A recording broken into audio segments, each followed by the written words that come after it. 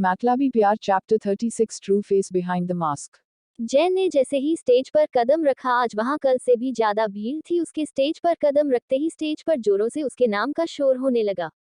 सब लोगों के मुंह से अपना शोर सुनकर जैन के चेहरे पर बड़ी स्माइल आ गई। आज पहली बार उसे अच्छा फील हो रहा था। उसे खुद कर देख कर लगा कि वह किसी काबिल है, वरना बचपन से उसने साय में जिंदगी जी थी। पहले सेरन और उसकी मॉम की वजह से और बाद में उस हादसे की वजह से खुद के लिए जीना क्या होता, सपनों के आसमान में उड़ना क्या होता है, उसे पहली बार पता चल रहा था। जैन आज गाने में बिल्कुल नहीं हिचकिचाई। उसने अपने चारों तरफ एक नजर डाली और गाना गाना शुरू कर दिया। पीछे स्टेज पर बैठे लोगों की नजरें भी जैन पर थी। कुछ लोगों की आंखों में तारीफ तो किसी की आंखों में उसके लिए नफरत थी, और उन सब में सबसे ज्यादा गुस्सा किसी आंखों में था तो वो सेरन थी। वह अंदर ही अंदर जल भूनकर राख हुए जा रही थी। पिछले कई दिनों से वह जैनी की सच्चाई जानने की कोशिश कर रही थी, उसके मिस्टीरियस चेहरे के पीछे का राज जानने की भी कोशिश की, पर उसके हाथ कुछ नहीं लगा, क्योंकि जैनी जब भी आती अपने गार्ड्स के साथ आती और परफॉर्मेंस खत्म होते ही उनके साथ चली जाती। किसी को मौका ही नहीं मिलता कि वह उसके बारे में पता लगा सके। डॉट डॉट उसके चेहरे के पीछे का असली चेहरा कोई नहीं जानता था। डॉट डॉट पर इस सब के बाद भी उसे इतना ज्यादा पॉपुलर होता देख सेरन के लिए उसे बर्दाश्त करना मुश्किल हो गया। वह गुस्से से स्टेज की ओर देख बड़बड़ाने लगी। तुम जो भी हो, जितना खुश होना है हो लो लड़की, जितनी खुशियां मनानी है मना लो, क्योंकि आज के बाद तुम इस काबिल नहीं बचोगी। तुम सेरन टायसन से आगे निकलना चाहती हो ना? ऐसा कभी नहीं होगा, क्योंकि सेरन कभी किसी से पीछे नहीं रही है। वह नंबर 1 थी और हमेशा रहेगी। सेरन एविल स्माइल लिए स्टेज पर खड़ी जैन को घूरने लगी। अपने रूम में बैठे जैक्सन की नजर बड़ी सी स्क्रीन पर देख रहे जैन के चेहरे पर थी। वह उसकी आंखों आते जाते भावों के देख रहा था। ना जाने क्या कशिश थी उसकी आंखों में कि उसे उन आंखों के सिवा कुछ दिख ही नहीं रहा था। जैन गाना गा रही थी, पर जैक्सन का ध्यान गाने से ज्यादा उसकी आंखों पर था। डॉट डॉट जैक्सन के साथ साथ दो जोड़ी आंखें और जैन के चेहरे पर थी। जेसन स्टेज पर बैठा जैन की तरह एकटक देख रहा था। उसके साथ बिताए हर पल को वह याद कर रहा था। डॉट डॉट उसके दिमाग में यही चल रहा था कि पिछले 7 सालों में उसके साथ क्या हुआ होगा, वह कहाँ थी, क्या कर रही थी, क्यों थी। ऐसे कई सवाल उसके जहन में थे जिन्हें वह जानना चाहता था। जैन की बातें सोच सोच ही जेसन के चेहरे पर एक सुकून था। उसे ऐसा लग रहा था जैसे उसके आसपास लगी धुंध छटने को है, पर अगले पल अपने मन में आ रहे सवाल ने उसके चेहरे की मुस्कुराहट गायब भी कर दी। जेसन परफॉर्मेंस के खत्म होने का इंतजार करने लगा। जैसे ही जैन की परफॉर्मेंस खत्म हुई तो ऑडियंस में बैठे सारे लोगों में वंस मोर और तालियों का शोर गूंज उठा। उन सबकी तालियों का धन्यवाद कर जैन डॉट डॉट वहां से अपने गार्ड्स के साथ बैक स्टेज की तरफ आ गई। जैन जैसे ही बैक स्टेज पहुंची, अचानक से कहीं से भीड़ ने आकर उसे घेर लिया। अचानक से अपने आसपास इतने सारे लोगों को देखकर जैन बुरी तरह घबरा गई। इतने सारे लोगों का फायदा उठाकर सेरन के लोग भी उस भीड़ में शामिल हो गए। एक्चुअल में वह भीड़ इकट्ठी करना भी उनका ही आइडिया था, ताकि जैनी के गार्ड्स को डिस्ट्रैक्ट कर वह लोग भीड़ के फायदे में उसे किडनैप कर सके। सेरन के गुंडे जैन तक पहुंचते उससे पहले ही जोई हुबहू जैन का गेटअप पहने चुपके से भीड़ में आकर शामिल हो गई। वह जैन को इशारा कर वहां से आसानी से निकलने को कह दिया। डॉट डॉट सोई की हेल्प से जैन पीछे के रास्ते से बाहर निकल गई, पर भीड़ में से निकलने के चक्कर से उसके चेहरे से मास्क निकल गया, पर लकीली किसी ने उसे देखा नहीं।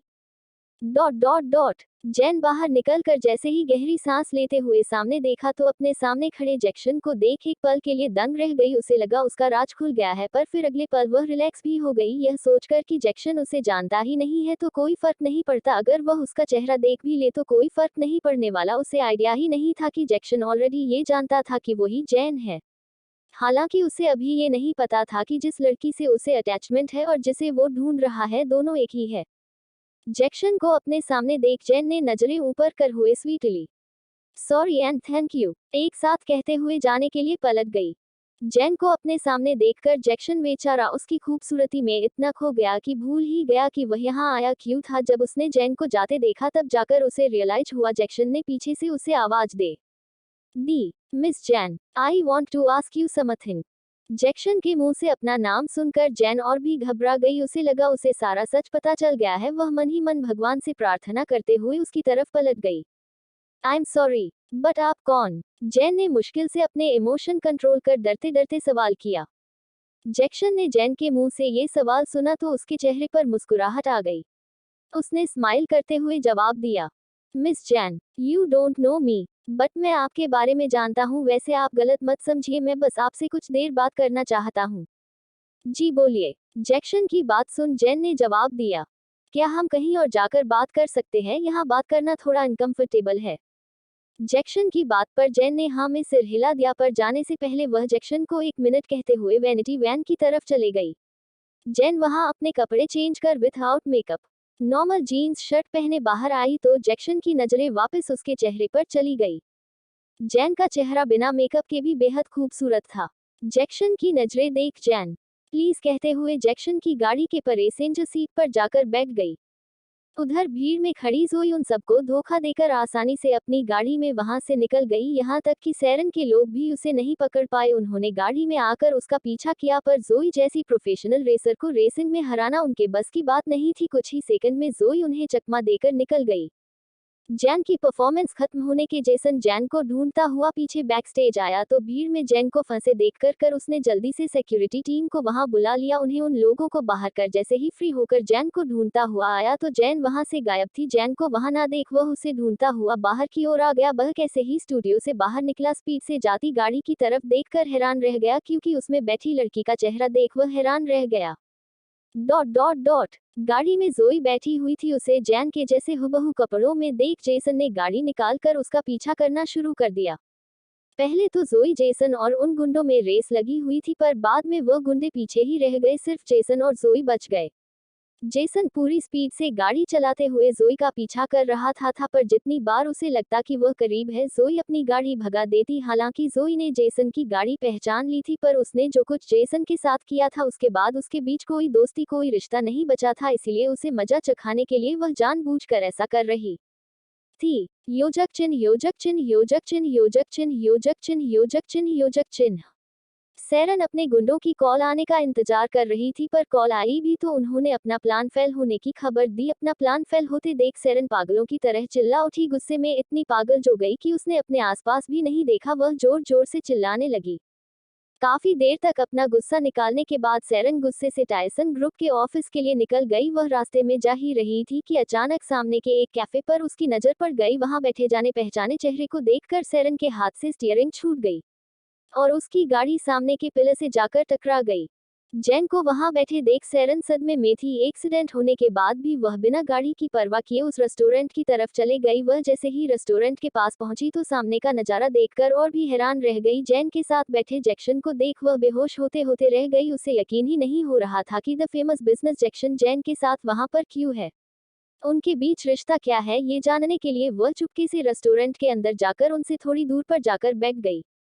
सैरन की मौजूदगी से बेखबर जैन जैक्सन के साथ बैठी हुई थी, पर उसके जहन में यही सवाल चल रहा था कि जैक्सन आखिर उसे वहां लेकर क्यों न आया है। वह बेसब्री से जैक्सन के बोलने का इंतजार कर रही थी, पर जैक्सन था कि सस्पेंस बनाए हुए था। जैक्सन को कुछ न बोलते देख जैन ने खुद ही सीधे सवाल कर किया, आपको क्या जानना है। जैन के का सवाल सुन जैक्सन ने जवाब दिया तो उस जवाब को सुनकर जैन के पैरों तले जमीन खिसक गई।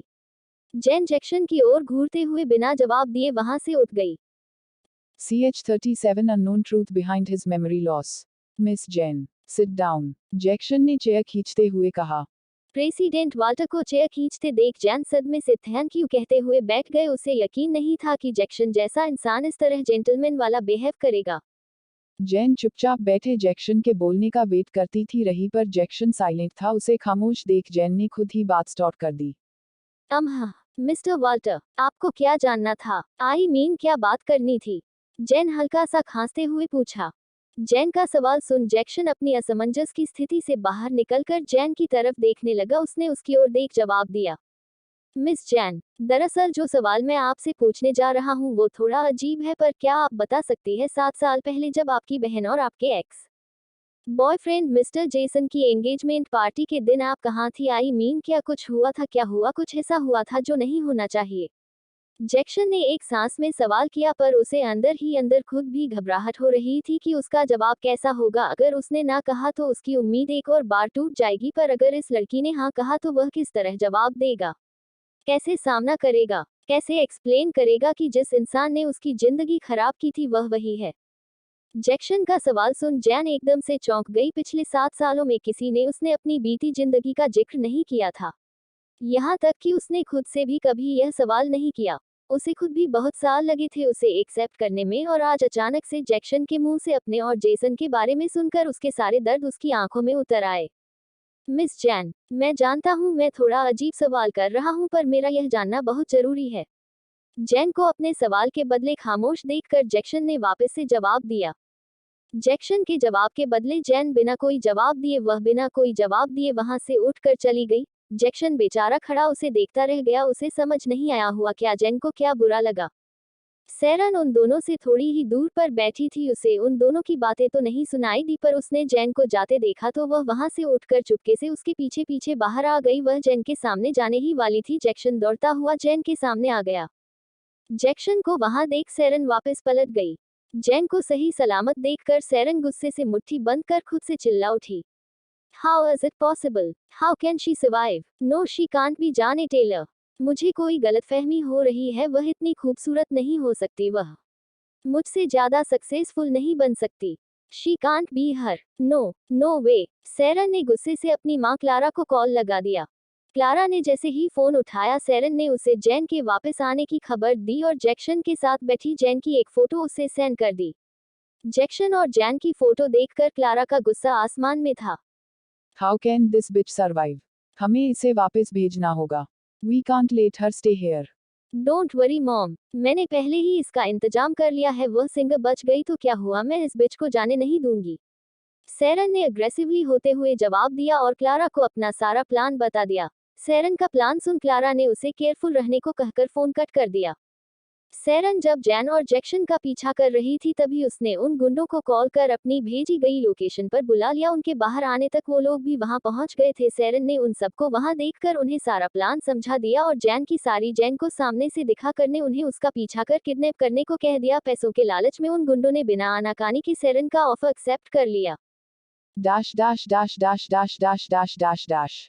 दूसरी तरफ जेसन अब भी जोई को पकड़ नहीं पाया। उन दोनों का चूहे बिल्ली का खेल जारी था। जेसन ने कितनी कोशिश की जोई को रोकने की, पर वह रोक ही नहीं पाया। करीब 1 घंटे तक यहाँ वहां घुमाने के बाद जाकर जोई ने गाड़ी रोक दी, पर वह गाड़ी से बाहर नहीं निकली। वह गाड़ी में बैठे जेसन के खुद उसके पास आने का इंतजार करने लगी। जेसन जोई का पीछा करता हुआ शहर से बहुत दूर निकल आया। जब उसे लगा कि वह जोई को नहीं पकड़ पाएगा उसी वक्त जोई ने गाड़ी की स्पीड कम कर दी और कुछ दूर जाकर एक पहाड़ी की चोटी पर जाकर अपनी गाड़ी रोक दी। जोई को गाड़ी रोकते देख जेसन गहरी सांस लेते हुए उस पहाड़ी की तरफ आ गया। जेसन ने अपनी गाड़ी पार्क कर जोई की गाड़ी का दरवाजा नॉक कर दिया। जेसन को नॉक करते देखकर पहले तो जोई ने उसे इग्नोर कर दिया, मगर उसके 3-4 बार नॉक करने के बाद जोई ने अपनी गाड़ी का शीशा खोल दिया।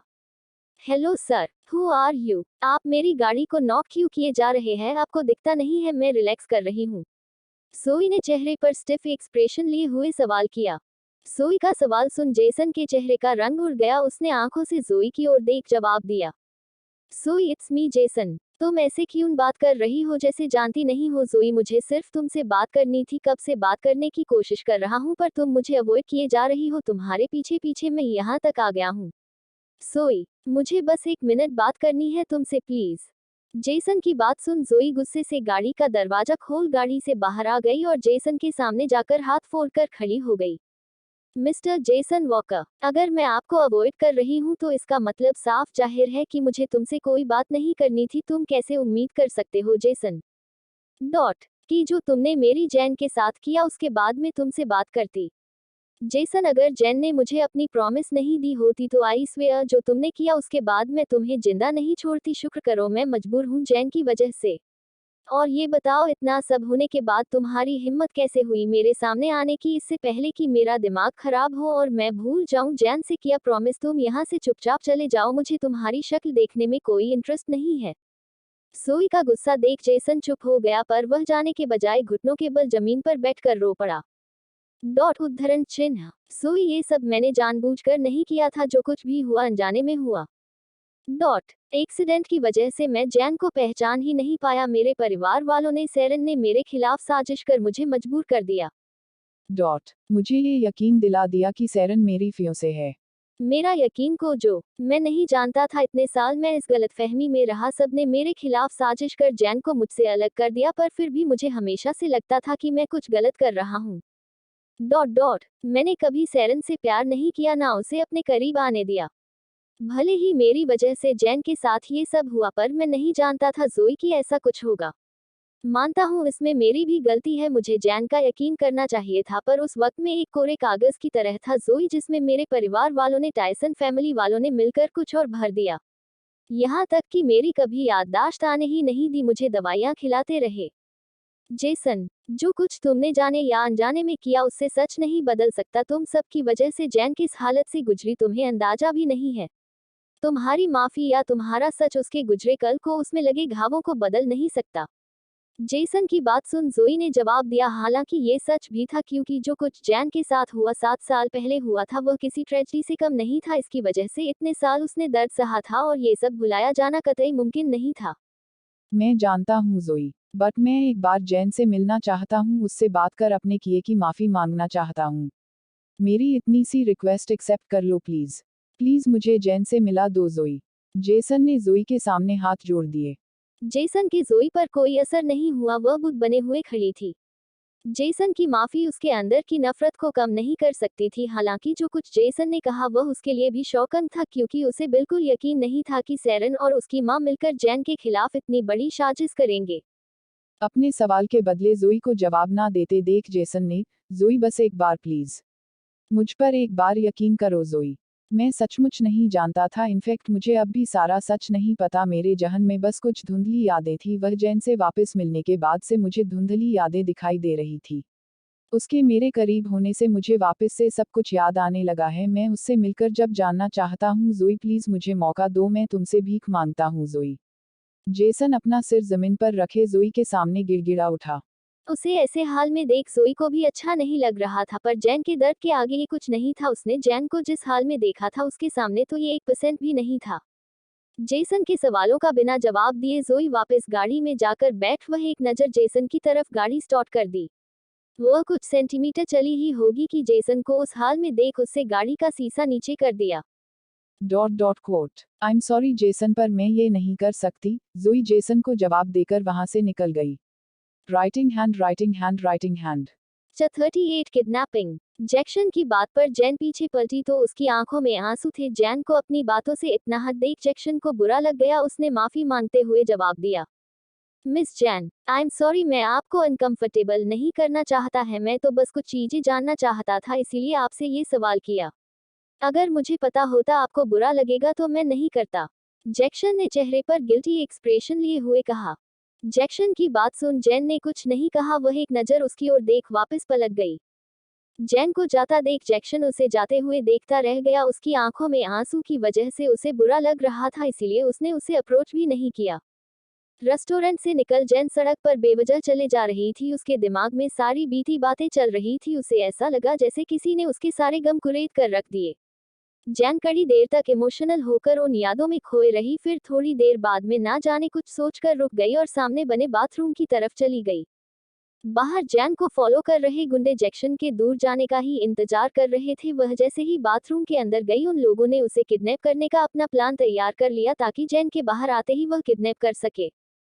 बाहर के खतरे से बेखबर जैन ने अपना makeup, dress, hair style change किया। सारा कुछ चेंज कर वह जैसे ही बाथरूम से बाहर निकलने को हुई, सामने से 2 लोगों ने आकर उसके मुंह पर कुछ स्प्रे कर दिया। इससे पहले कि वह कुछ कर पाती, उस अजीब सी स्मेल को सूंघते ही उसकी आंखों के सामने अंधेरा छा गया और वह लड़खड़ाते हुए बेहोश होकर गिर गई। जैन को बेहोश देख उन गुंडों ने उसे बिना देखे उसके मुंह कवर कर दिया और उसे उठाकर गाड़ी में डालकर वहां से निकल गए। जोई गुस्से और इरिटेशन से गाड़ी चलाए जा रही थी। अचानक से उसका फोन रिंग करने लगा। जोई ने नंबर देखा तो वह उसके गार्ड्स का था, जो जोई ने जैन की सिक्योरिटी के लिए लगाए हुए थे। एल्बर्ट की कॉल देख जोई ने जल्दी से फोन रिसीव कर लिया। मैम, मिस जैन को किसी से किडनैप कर लिया है। फोन रिसीव करते ही दूसरी तरफ से एल्बर्ट ने कहा। जोई ने जैसे जी सुना उसके हाथ से स्टीयरिंग छूट गया। उसकी गाड़ी पूरी तरह डिसबैलेंस हो गई, पर जोई ने एन मौके पर खाई में गिरती हुई गाड़ी को ब्रेक मारकर संभाल लिया। What the hell are you talking? Are you kidding me? How can you so careless Albert? जोई अपनी पूरी ताकत से चिल्ला गई। जोई का गुस्सा देख एल्बर्ट एकदम चुप हो गया। उसे चुप देख जोई ने अपना गुस्सा कंट्रोल करते हुए उससे दोबारा सवाल किया। Tell me in detail, Albert. Yes boss. Boss ma'am studio से निकलकर पता नहीं कहाँ चली गई। हम पीछा करते हुए आए तो मिस जैन वाल्टर ग्रुप के प्रेसिडेंट के साथ थी। उन्हें साथ देखकर हम बाहर ही खड़े होकर उनके आने का इंतजार करने लगे। थोड़ी देर बाद वह बाहर भी आ गई। हमने उन्हें टेक्स्ट कर गाड़ी में बैठने को कहा पर उन्होंने कहा कि वह चेंज करने जा रही है और वह चेंज करने के लिए बाथरूम गई थी। हम बाहर खड़े उनका इंतजार कर रहे थे पर वह बाहर ही नहीं आई। हमने अंदर जाकर देखा तो उनका पर्स और फोन जमीन पर गिरा पड़ा था और उनका कुछ पता नहीं है। उन्हें वहां ना देखकर हमने चारों तरफ देख लिया पर वह हमें कहीं नहीं मिली।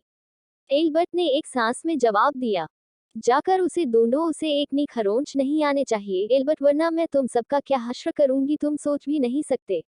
मेरे वहां पहुंचने तक सब कुछ पता कर उसे ढूंढ कर लाओ। You get it. सोई ने चिल्लाते हुए यह कहकर फोन काट दिया और गाड़ी को वापस से स्टार्ट कर पूरी स्पीड में गाड़ी भगा दी। I hope you will be safe Jenny. Don't worry Jenny, मैं तुम्हें कुछ नहीं होने दूंगी। आई स्वेयर, मैं तुम्हें कुछ नहीं होने दूंगी। इस बार तुम्हारे साथ कुछ नहीं होगा। I promise. योजक चिन्ह योजक चिन्ह योजक चिन्ह योजक चिन्ह योजक चिन्ह योजक चिन्ह योजक चिन्ह योजक चिन्ह योजक चिन्ह। जैक्सन थोड़ी ही दूर गाड़ी में बैठा जैन के आने का इंतजार कर रहा था पर जैन का कोई आता पता नहीं था। जैक्सन ने जैन को बाथरूम में जाते देखा था। पहले तो उसे लगा वह अपसेट होगी, शायद इसीलिए उसे अवॉइड कर रही होगी, पर जब 15-20 मिनट बाद भी वह नहीं आई तो उसे अजीब सा लगने लगा। वह गाड़ी से बाहर आकर बाथरूम की ओर चला गया। जैक्सन ने बाथरूम में जाकर चेक किया तो बाथरूम खाली था। जैन को वहां ना देखकर जैक्सन डिसअपॉइंटेड होकर वहां से ऑफिस के लिए निकल गया। दूसरी तरफ अपनी डील के मुताबिक गुंडे जैन को किए एक बंद फैक्ट्री के बाहर गाड़ी रोक दी। वहां ले जाकर उन चारों ने जैन को गाड़ी से बाहर निकालकर मास्क सहित नीचे पड़े गोदाम में एक पिलर से बांध दिया और वहां से निकलकर सेरन को किडनैप हो जाने की खबर देने के लिए कॉल लगा दी। सेरन क्लारा के साथ उसी कैफे में बैठी हुई थी जहां थोड़ी देर पहले जैन और जैक्सन बैठे हुए थे। वो दोनों वहां बैठे जैन को कैसे मारने हैं यही प्लान कर ही रहे थे कि सेरन के फोन पर उस गुंडे की कॉल आ गई। उसकी कॉल देख सेरन ने रिसीव कर लिया। हमारे पैसे तैयार कर दे जाओ, हमने आपका काम कर दिया है, अब इस लड़की के साथ जो करना है आप जानो। हमारा काम था किडनैप करना, हमने कर दिया, अब मारना वारना आपका काम, हमें बस हमारे पैसे दे जाओ, उन गुंडों के लीडर ने जवाब दिया। सेरन ने इसके मुंह से उसके कामयाब होने की खबर सुनी तो उसके चेहरे पर मुस्कुराहट आ गई। डोंट वरी, तुम्हें तुम्हारे पैसे मिल जाएंगे, मुझे एड्रेस सेंड करो, मैं आकर चेक कर लूंगी, जब मुझे तसल्ली हो जाएगी तो मैं तुम्हें सारे पैसे दे दूंगी। सेरन की बात पर गुंडे राजी हो गए। वैसे तो उनके पास कोई ऑप्शन भी नहीं था। उसकी कॉल कट होते ही सेरन ने क्लारा को सारी न्यूज बता दी। जैन से किडनैप हो जाने की खुशी में वो दोनों एक सूटकेस में कुछ कैश लेकर उनके बताए हुए लोकेशन की ओर चले गए। योजक चिन्ह योजक चिन्ह योजक चिन्ह योजक चिन्ह योजक चिन्ह योजक चिन्ह। आथक घर में शाम से अपने कंप्यूटर पर बैठा अपना नया सॉफ्टवेयर तैयार करने में लगा हुआ था। उसे बनाते बनाते उसे कम शाम से रात हो गई, उसे पता भी नहीं चला। घंटों बाद जाकर उसने कमरे में अंधेरा देखा। टेबल पर से उठकर उसने लाइट खोल दी। अपने रूम की लाइट ओपन कर आथ जैन को ढूंढता हुआ नीचे हॉल की तरफ चला गया। उसने सभी जगह देखा पर जैन नहीं थी। उसे इतनी रात गए घर न देखकर आथ ने उसकी कॉल लगा दी। आथ के बहुत बार करने के बाद भी जैन का नंबर बंद आ रहा था। उसका नंबर बंद देख आथ परेशान हो गया। उसे समझ नहीं आया किससे पूछे क्योंकि उसके पास किसी का नंबर नहीं था। अपने आप को मुसीबत में देख आथ के माइंड में जेसन का ख्याल आ गया। उसने गहरी सांस लेते हुए जैक्सन को कॉल लगा दी। जैक्सन जस्ट मीटिंग फिनिश कर बैठा ही था कि उसे कॉल आ गई। आथ की कॉल देख उसने फोन रिसीव कर लिया। I am fine uncle Jack, but अभी तक मॉम घर नहीं आई। ऐसा पहले कभी नहीं हुआ है। आथ ने फोन उठाते हुए जैक्सन को सारी बात बताते हुए कहा। आथ के मुंह से मारिया का अभी तक घर ना पहुंचने का सोचकर वह भी परेशान हो गया क्योंकि उसे ये तो पता था कि मारिया लापरवाही करने वाले लोगों में से नहीं, पर फिर इतनी लेट घर ना पहुंचने का क्या रीजन हो सकता है। जैक्सन ने मारिया के बारे में सोचते हुए लिटिल आथ को घर पर ही बैठकर उसका वेट करने को कह दिया और खुद उसे ढूंढने के लिए उसके स्टूडियो की ओर निकल गया। वहां पहुंचा तो एज यूजुअल स्टूडियो बंद था और सारे एम्प्लॉय अपने अपने घर जा चुके थे सिवाय एक के। जैक्सन ने वहां के सिक्योरिटी गार्ड और आसपास के लोगों से सभी से पूछ लिया पर उसे मारिया के बारे में कोई सुराग नहीं मिला। उसे वहां भी ना देखकर वह उसे ढूंढता हुआ गाड़ी लेकर सड़कों पर निकल गया। सोई को भी अब तक जैन उसका कोई अता पता नहीं था। उसने चारों तरफ अपने आदमी लगाए हुए थे, यहाँ तक कि वह खुद भी ढूंढ रही थी पर अभी तक उसे कुछ पता नहीं था। उसे समझ नहीं आ रहा था आखिर जैन को किडनैप किया तो किसने किया क्योंकि जैन को यहाँ कोई नहीं जानता था। उसका अचानक इस तरह गायब हो जाना अजीब था। जितना कुछ बॉडीगार्ड बताया उसके हिसाब से ऐसा कुछ लग नहीं रहा था। ये इतना आसान मामला है। जोई इन्वेस्टिगेट करने का सोचकर उस रेस्टोरेंट की ओर चली गई। जोई को भी अब तक जैन उसका कोई अता पता नहीं था। उसने चारों तरफ अपने आदमी लगाए हुए थे, यहाँ तक कि वह खुद भी ढूंढ रही थी, पर अभी तक उसे कुछ पता नहीं था। उसे समझ नहीं आ रहा था आखिर जैन को किडनैप किया तो किसने किया, क्योंकि जैन को यहाँ कोई नहीं जानता था। उसका अचानक इस तरह गायब हो जाना अजीब था। जितना कुछ बॉडीगार्ड बताया उसके हिसाब से ऐसा कुछ लग नहीं रहा था। ये इतना आसान मामला है। जोई इन्वेस्टिगेट करने का सोचकर उस रेस्टोरेंट की ओर चली गई। वहां जैन गोदाम में पिछले 4 घंटों से बेहोश पड़ी हुई थी। उसने धीरे से आंखें खोली तो अपने आप को किसी पिलर पर बंधे देखकर वह जोरों से चिल्ला गई। 39 शाउटिंग। जैन का चिल्लाना सुन चारों के चारों गुंडे वहां आ गए। उन्होंने जैन को होश में देखा तो आकर उसके चेहरे से मास्क उतार दिया। जैन के चेहरे से मास्क उतरते देख सब के सब हैरान रह गए, यहाँ तक जैन उन सबको वहां देखकर चिल्ला गई, Who the hell are you? Jain ने अपने सामने बैठे लोगों को देखकर चिल्लाते हुए कहा, तुम कौन हो? जैन के सवाल का रिप्लाई देने के बजाय सामने खड़े गुंडे में से एक ने उल्टा जैन से सवाल किया, बॉस ये लड़की वो नहीं जिसे हमने किडनैप करना था, वह तो खूबसूरत लड़की थी, ये वो नहीं है। जैन को देख दूसरे गुंडे ने जैन को ऊपर से नीचे तक घूरते हुए कहा। जैन ने जैसे ही उसकी बात सुनी तो उसे समझते हुए देर नहीं लगी कि वो लोग उसे ही किडनैप करने आए थे, पर क्योंकि उसने गेटअप चेंज कर लिया इसीलिए शायद ये सारी कंफ्यूजन क्रिएट हो गई। खैर जैन के लिए तो ये फायदा था, इसीलिए वह चुप हो गई। देखिए ब्रदर, आपको कोई कंफ्यूजन हो रही होगी, मैं एक गरीब इंसान हूँ, मेरे पास कोई पैसे नहीं है, ना ही मेरे परिवार में कोई है जो आपको पैसे थे। मेरा एक 5 साल का छोटा बेटा है, वह घर पर अकेला है, प्लीज मुझे जाने दीजिए, जैन ने रिक्वेस्ट करते हुए कहा। जैसे ही उसके दिमाग में लिटिल आर्थ का ख्याल आया, उसकी आंखों में खुद ब खुद आंसू आ गए। हालांकि आर्थ और बच्चों की तरह नहीं था, वह पैनिक होने के बजाय अपना सारा काम कर सकता था, पर फिर भी वह सिर्फ 5 साल का बच्चा ही तो था। उसे इतनी लेर तक न लौटे देख वह घबरा रहा होगा। जैन की आंखों में आंसू देख सामने खड़े सारे गुंडे थोड़े नर्म पड़ गए, पर ऐसी सिचुएशन में उन्हें समझ नहीं आ रहा था वो करे तो क्या करे, क्योंकि उनका क्लाइंट आने वाला था और जिसे उन्होंने किडनैप करना था उसके बजाय किसी और को किडनैप कर लाए थे। वह गुंडे खुद भी परेशान थे, पर वह बिना उस लड़की को ढूंढे जैन को जाने देने वाले भी नहीं थे। देखो लड़की, हम तुम्हें किडनैप नहीं करने वाले थे, तुम पता नहीं कहां से बीच में आ गई हो, पर जब तक हम उस लड़की को ढूंढ नहीं लेते तुम्हें भी जाने नहीं दे सकते। एक बार वह मिल जाए तो हम तुम्हें जाने देंगे, उन गुंडों के लीडर ने कहा। जैन ने यह सुना था वह घबरा गई। उसे पता था जब तक वह यहाँ है उस लड़की का मिलना मुश्किल है, क्योंकि जिसे वो लोग ढूंढ रहे थे वह खुद ही थी, तो मिलने का तो सवाल ही नहीं था। बट मेरा बेटा घर पर अकेला है, मेरा घर जाना जरूरी है प्लीज, जैन ने वापस से रिक्वेस्ट करते हुए कहा, पर उसकी रिक्वेस्ट का सामने खड़े गुंडे पर कोई असर नहीं हुआ। इस लड़की का मुंह बंद करो ताकि ये बोल ना पाए, जब तक हमें वो नहीं मिल जाती हाल इसे जाने नहीं देंगे।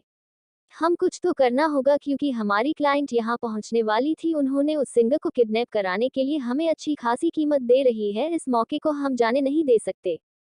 बट बॉस, हम करें क्या? वह लड़की हमें कहाँ मिलेगी, क्योंकि किसी को पता ही नहीं है वह कहाँ रहती है। अपने बॉस की बात सुन, उसमें से एक गुंडे कहा।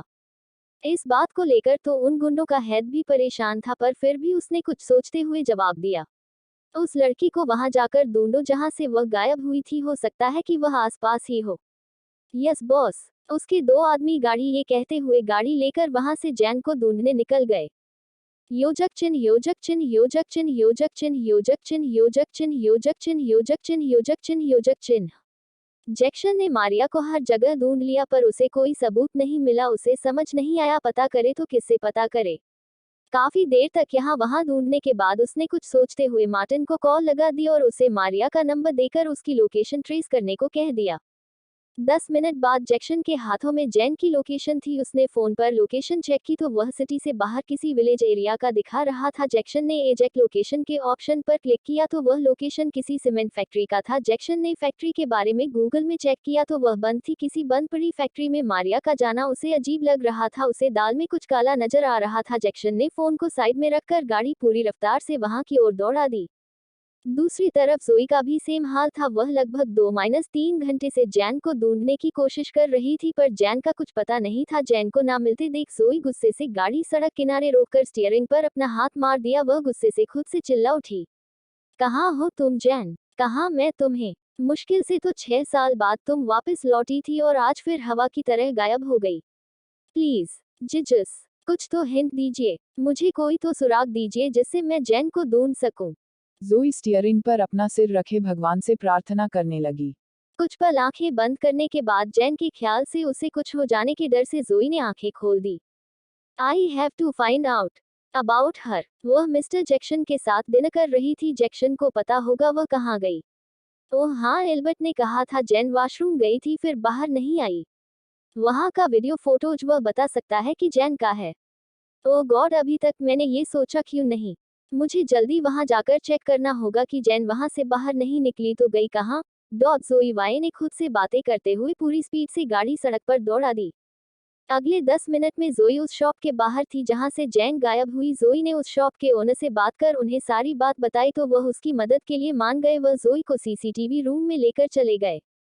जोई ने अंदर जाकर एल्बर्ट के बताए टाइम के मुताबिक सीसीटीवी चेक किया तो उसमें जैन साफ साफ अंदर जाते हुए दिख रही थी पर बाहर आते हुए नहीं दिख रही थी। उसके आधे घंटे 1 घंटे बाद तक भी वह बाहर नहीं निकली थी। जैसा एल्बर्ट ने बताया था एग्जैक्ट वैसा ही था, पर एक अनयूजुअल चीज थी उस वीडियो में जो जोई की नजरों में खटक रही थी। जोई ने सीसीटीवी के दूसरे एंगल से आसपास की फोटो चेक की तो उसे सामने एक गाड़ी खड़ी देखकर जोई ने फोटो चेक कर उस कार का नंबर प्लेट चेक कर उसे मैक्स को सेंड कर दिया और उसे उस नंबर प्लेट के बारे में पता करने को कहकर वहां से उस शॉप ऑनर को थैंक यू बोलकर बाहर आ गई।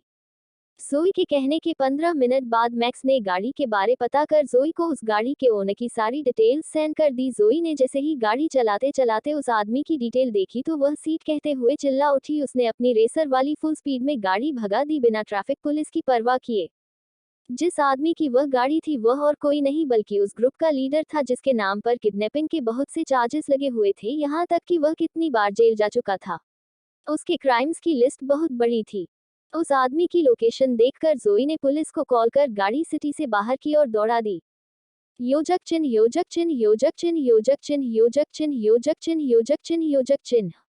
सैरन और क्लारा मुश्किल से उन गुंडों के हेड की बताए लोकेशन पर पैसों के साथ पहुंच गए। दोनों को जैन को बुरी हालत में गिड़गिड़ाते हुए देखने की इतनी जल्दी थी कि उन दोनों ने एक पल भी इंतजार नहीं किया था। उस आदमी की कॉल के तुरंत बाद ही वो दोनों वहां के लिए निकल गई। क्लारा और सैरन उस विलेज एरिया में आने तक परेशान हो गई। दोनों पहली बार किसी ऐसी अनबन एरिया में आ रही थी जहां सड़कें भी पक्की नहीं थी। गाड़ी में इधर उधर गिरने पड़ने के बाद मुश्किल से जाकर वह यहां तक पहुंची थी। हालांकि यहां तक पहुंचते पहुंचते उन्हें अपनी नानी दादी अच्छे से याद आ गई थी। उस फैक्ट्री के वहां पहुंचते ही क्लारा ने उस आदमी को कॉल कर उसे बाहर बुला लिया।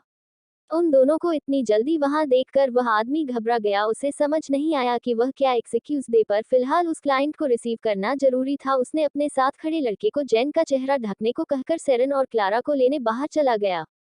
जैसे ही सैरन और क्लारा ने उस आदमी को देखा तो वो दोनों उस पर गुस्से से चिल्ला गई।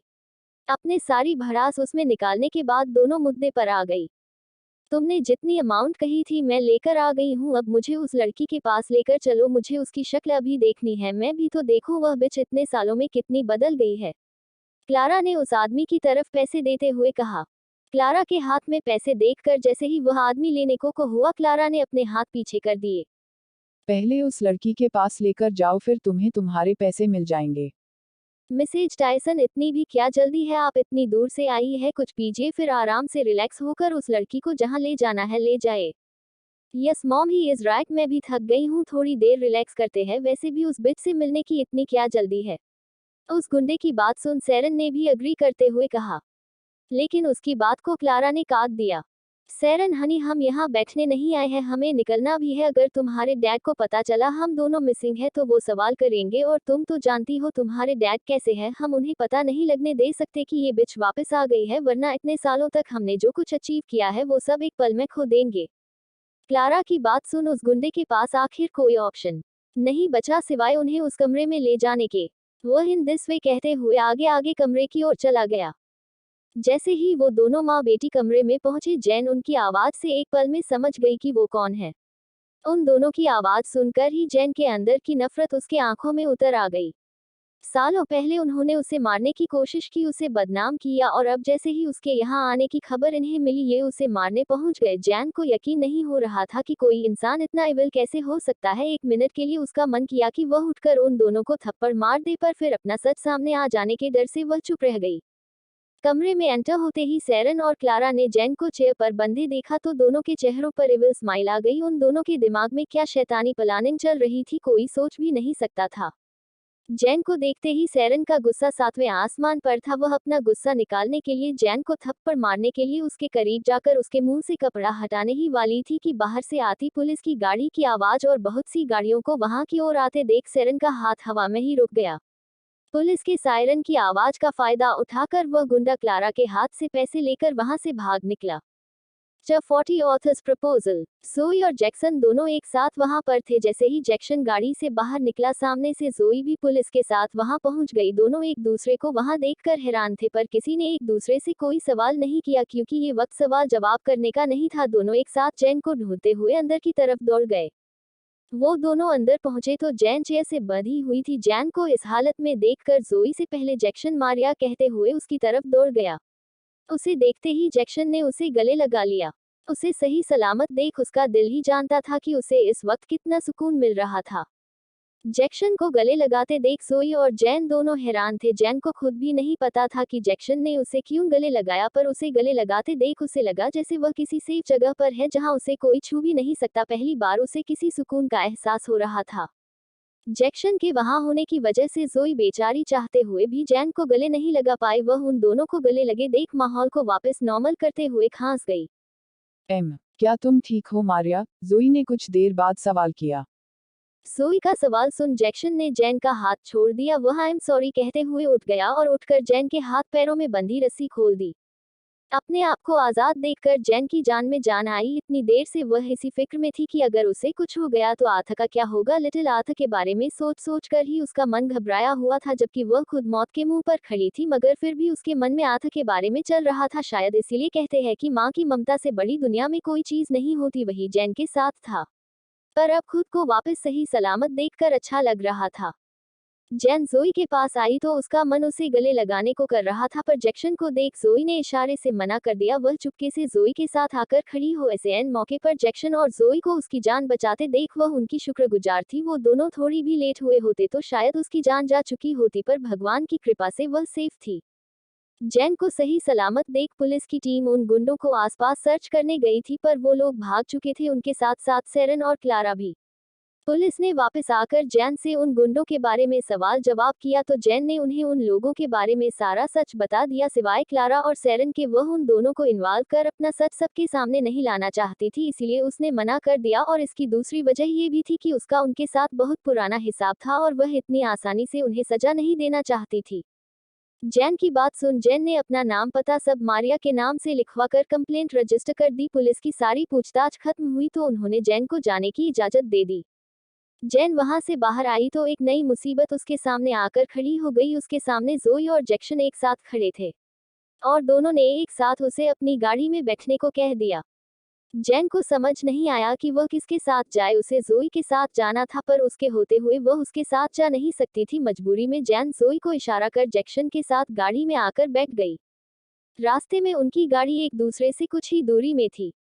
जोई की गाड़ी जैक्सन की गाड़ी के पीछे पीछे ही आ रही। जोई को वहां देखकर उस वक्त तो जैक्सन ने कोई सवाल नहीं किया था, पर उसके मन में बहुत से सवाल थे। जोई का उस इंसिडेंट के समय वहां होना, मारिया को बचाने आना थोड़ा अजीब लग रहा था। उसे समझ नहीं आ रहा था कि इन दोनों के बीच में क्या कनेक्शन है। जहां तक उसे मारिया के बारे में पता लगवाया था, मारिया दूसरी शहर में ही पली बड़ी थी और कभी वेस्ट सिटी नहीं आई थी। फिर जोई विल्सन से उसका रिलेशन क्या था, ये बात जैक्सन को परेशान कर रही थी। डॉट के रिश्ते के बारे में सोचकर जैक्सन ने मारिया से सवाल किया, मारिया, आप मिस विल्सन को कैसे जानती है? उन्हें देखकर ऐसा लग रहा है जैसे उन्हें आपकी बहुत परवाह है, पर क्यों ये समझ नहीं आ रहा। जैन ने जैक्सन के मुंह से ये सवाल सुना तो वह हैरान रह गया। उसने हड़बड़ाते हुए जवाब दिया, ऐसा नहीं है मिस विल्सन मुझे ऑफिस में मिली थी, उन्होंने मेरी हेल्प की थी इसीलिए जानती है। और आज भी जब उन गुंडों ने मुझे किडनैप किया तो मिस विल्सन ने उन्हें देख लिया था, इसीलिए शायद उनका पीछा कर मुझे बचाने आ गई। जैन ने स्टोरी बनाते हुए जवाब दिया। जैन का जवाब सुन जैक्सन ओ कहते हुए चुप हो गया। गाड़ी में वापस से खामोशी छा गई। जैक्सन कुछ देर तक तो खामोश रहा, फिर अचानक से उसने कुछ सोचते हुए कहा, मुझे आथा की कॉल आई थी, मैंने उसे कॉल कर बोल दिया है you are safe, don't worry about him, he is fine. मैंने मार्टिन को उसके लिए खाना लेकर जाने को कह दिया था, वह अभी मार्टिन के साथ है। जैन ने जैसे ही ये सुना तो जैन को यकीन नहीं हुआ। जैक्सन को अपने और आर्थ के लिए इतना सब कुछ करते देख उसके पास कहने के लिए कुछ बचा ही नहीं। उसने जैक्सन का शुक्रिया करते हुए जवाब दिया, thank you mister Walter. I don't know मैं आपका शुक्रिया अदा कैसे करूं, पर जो आपने मेरे किया वह बहुत बड़ी बात है। Thank you so much. Jain को शुक्रिया अदा करते देख जैक्सन ने कुछ नहीं कहा, पर उसके हमेशा कोल्ड रहने वाले चेहरे पर एक हल्की सी मुस्कुराहट आ गई। जैक्सन पहली बार जिंदगी में किसी चीज को लेकर इतना घबराया था। जैसे ही उसने सुना कि मारिया को कुछ हुआ है, उसे रियलाइज हुआ कि मारिया उसकी लाइफ में कितनी इम्पोर्टेंट। उसे खोने के डर से उसकी सांसें अटक गई थी। उसके सामने उसका और आर्थ का मासूम चेहरा घूम रहा था। जब तक उसे जैन नहीं मिली थी वही जानता था वह कितना परेशान था। जैक्सन जैन के ख्यालों को लेकर उलझा हुआ था। उसका दिल यही कह रहा था कि क्या वह उस लड़की का इंतजार करे जिसके साथ वो सब किया, या फिर मारिया को अपना ले। उसके दिलो दिमाग में एक कसमकश सी चल रही। एक तरफ दिल था जो उसे मारिया को अपनाने के लिए बोल रहा था, पर दूसरी तरफ दिमाग था जो उसे उस लड़की का इंतजार कर रहा था। वह अपनी उलझन में इतना उलझा हुआ था कि वह कब जैन के घर पहुंचे उसे पता भी नहीं चला।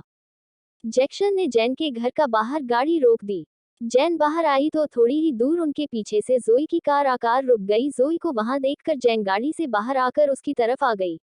जोई, मैं ठीक हूँ, तुम फिक्र मत करो। तुम घर जाओ और आराम करो। मैं तुम्हें घर जाकर कॉल करती हूँ और सारी बात बताती हूँ। अभी मिस्टर वाल्टर हमें देख रहे हैं। Okay, take care and don't forget to call मी।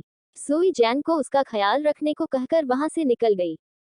सोई को बाय बोल जैन वापस आई तो जैक्सन अभी भी गाड़ी से टेक लगाए खड़ा था। जैक्सन को वहां देख जैन ने घबराहट से एक्सप्लेन करते हुए जवाब दिया, she is worried about me, इसीलिए ध्यान रखने को कह रही थी। जैन की बात सुन जैक्सन ओह कहते हुए चुपचाप अंदर की ओर चला गया।